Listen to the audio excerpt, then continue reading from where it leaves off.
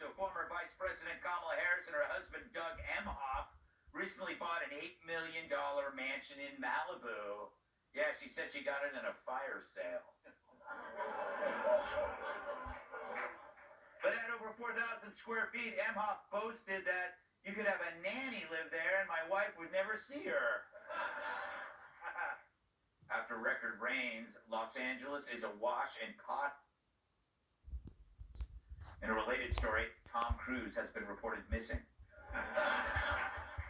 Because he's a little guy just like me.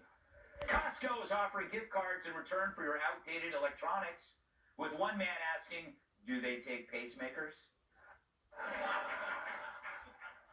This is interesting. January 14th marked the medieval holiday called Feast of the Ass. Oh. Which today is only celebrated by a few Christians, and for an entirely different reason, this guy. Never any leftovers after that feast.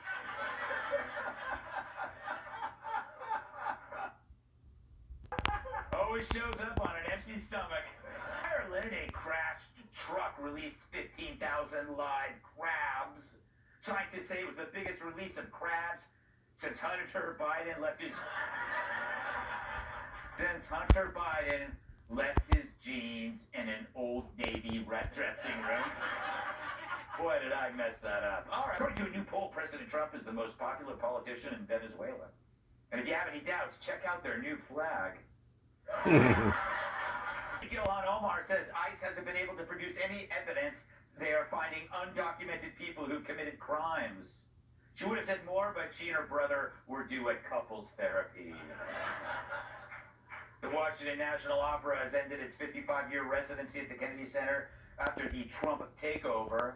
Now, if you want to go see a fat lady sing, you have to book a trip to Dublin.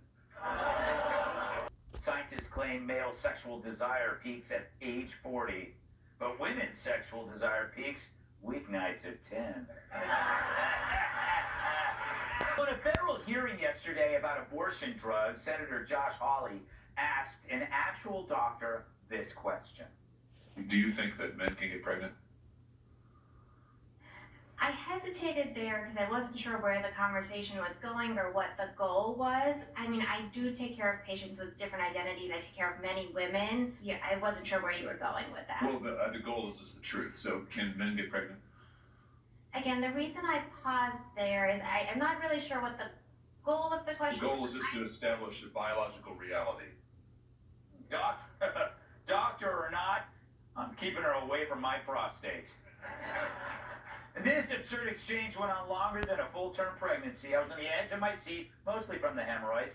But after 10 more minutes, I was hoping they'd abort this conversation. But hey, maybe she's just being careful. Maybe she thinks Holly's about to pull out a Facebook post she wrote in high school where she claimed roosters could lay eggs. And she got sued by Foghorn Leghorn. But surely she'll come to her senses, right? Answer the question.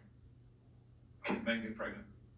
I take care of people with many identities, but can men get pregnant? Many women that can get pregnant. I do take care of people that don't identify as women.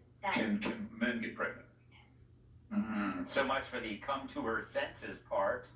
But when it comes to medicine, you can call Josh Hawley Dr. J, because he just dunked on this indoctrinated fool. If you thought Tim Walsh was dumb for saying men have periods, Dr. Verma says men might miss them. Who's worse? Don't make us choose. They're both morons. So this is today's modern professional class in one clip. Not doctor, not scientist, not expert, just a bot programmed by a campus diversity office. A simple yes or no question hits the system and the system short circuits.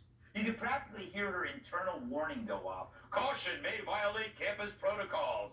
She was this close to flailing her robot arms and shrieking, "Danger, Will Robinson, run!" Verma knows what the right answer is, but like the shopkeeper who sells Larry Kudlow lingerie, she's afraid to speak the truth. And it's extra wild because this hearing was about abortion drugs, stuff that interacts with actual bodies, organs, biology. You know, the unwoke parts of life that refuse to update their pronouns, even if your balls go by they. It doesn't matter what you call these drugs. They're like the Hallmark Channel. They only work on women. Luckily,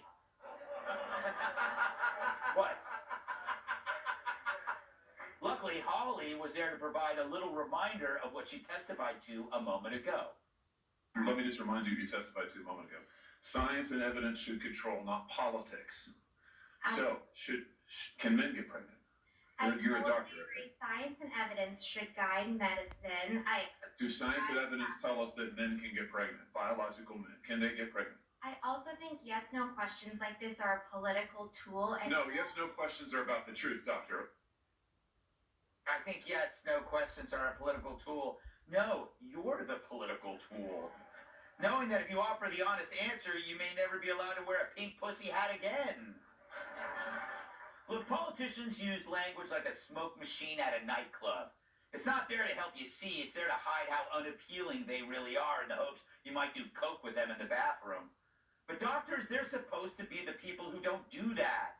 When you need a life-saving operation, your doctor isn't supposed to ask you, so before I start your open heart operation, clarify your position on Gaza, please. Of course, you know that she'd lie to her doctor since most heart surgeons are Jewish.